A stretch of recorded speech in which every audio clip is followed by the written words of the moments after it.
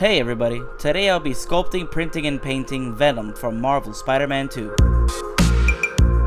So as it says in the title, this is my very first fully 3D sculpted project. Sure, I've made a few accessories here and there, but this is the first time I can say that every piece of this sculpture was made by me. And that's a big deal to me.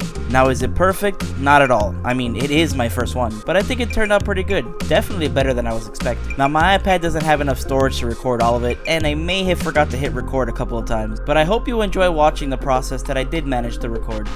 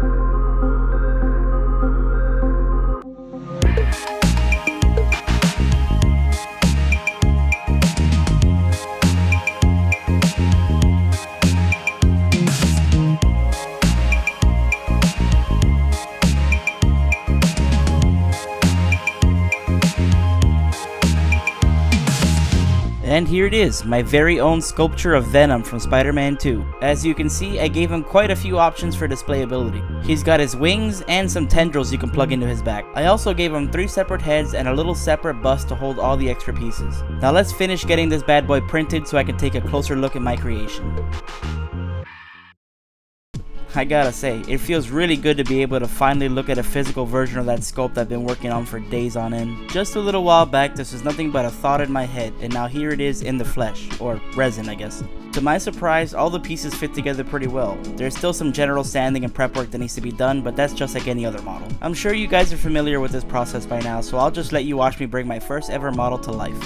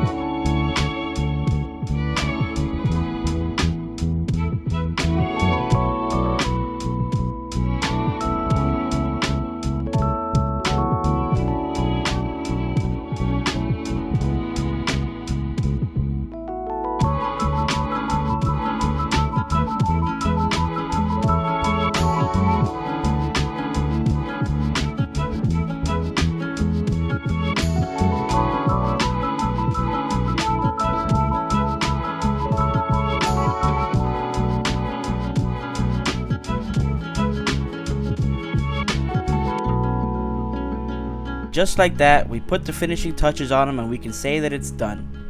Except not really. You see, after showing the model to the customer, he pointed out a few details that I missed in my sculpt of the wing. And you know what? He was right. I was so impressed that I managed to make this model in the first place that I overlooked some details that I could have definitely put on there. His wings in the game have more wrinkles that look more leathery in the red sections, and he's got some veins and extra tendrils throughout that I missed with my sculpt.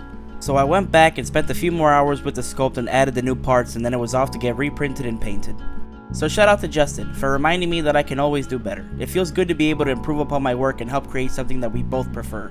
And given that I will be selling the STL files for this one, the wings being more accurate benefits everyone. If you guys like what I do, please consider subscribing, leaving a comment, and all that jazz. It helps the channel and just means the world to me as an artist to be praised for the work I put in. I've got many more projects coming your way soon, so stay tuned for that. Now let's get this guy wrapped up and show you how it all turned out.